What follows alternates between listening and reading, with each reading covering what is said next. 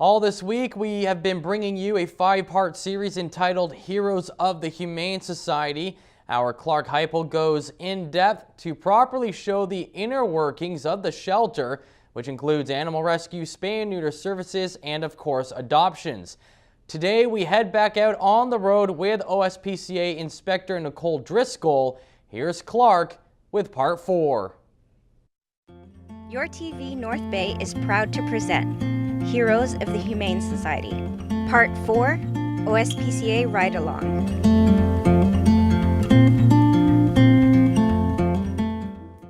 In this episode, we go back out on the road with Inspector Driscoll of the OSPCA.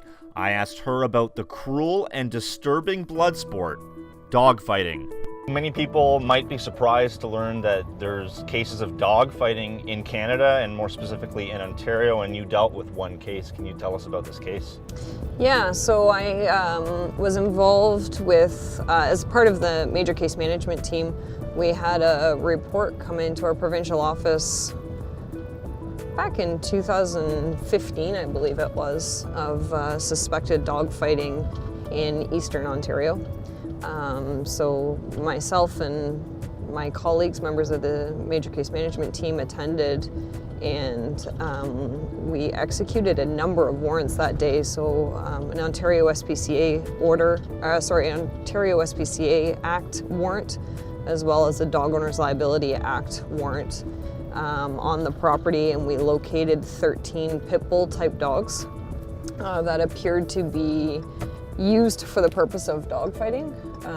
The majority of the dogs were actually younger, so it's believed that this site was used for raising and training the puppies. All of the dogs were removed, obviously, from the property that day, and we actually returned the following day with a criminal code warrant, and we were able to actually go through it was a trailer. We were able to go through the trailer and actually seize anything that was related to dogfighting. So a lot of dogfighting equipment, paperwork on like vet clinics, and like gambling books and things of that nature. Medical supplies and things that were being used to sort of self-treat the dogs at home. So that investigation was spanned over approximately a week from the beginning, being executing the first initial warrant and removing the dogs, and then reattending and confiscating all of the dogfighting equipment and paperwork, and then going through everything in finer detail and photographing and documenting it. So yeah, that was a first for me and a first for the majority of my colleagues and teammates. Dogfighting is absolutely in the province of Ontario. It's very underground. It's hard to crack. It's hard to sort of get in that world, and it sort of opened my eyes. I mean, I knew it existed. I knew, that it's obviously a thing, but you hear about it more into the States than you do in Canada, and to know it's sort of in your own backyard. That was eye-opening for me, and I learned a lot. Unfortunately, I learned a lot. I wish that we didn't have to do that, and I wish that those things didn't exist in our world, but they do. So I'm thankful for the opportunity and being able to learn from that, because it now sort of opens our eyes for our own area, things, to look for and things to be aware of. Having a deep love for animals, how difficult can that be, getting in sort of tricky situations at times, seeing animals in distress? How difficult is that, and how are you able to manage that?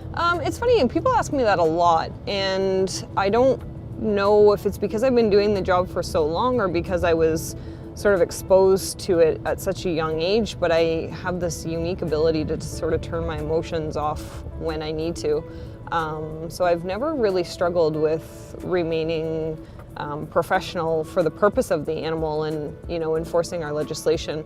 That's not to say that certain calls don't bother me or that I struggle with things, but I sort of tend to deal with it almost like a debrief after the fact. But I don't know, I envision it's probably comparable to what any first responder deals with, fire, paramedics, or police. You just sort of learn to cope, and you learn to almost turn your emotion off for the better of the animal, because if I let my emotions come into play, then I wouldn't be able to do my job effectively, and I wouldn't be able to help that animal in the long run. This has been part 4 of Heroes of the Humane Society. We thank Nicole for providing that insight, and Clarke Heipel will be back with part 5 to finish off his series, and he finishes off on a very happy, lighter note. He looks at the success of adoption stories, so stay tuned for that. That will come to you on Kojiko News on Friday's edition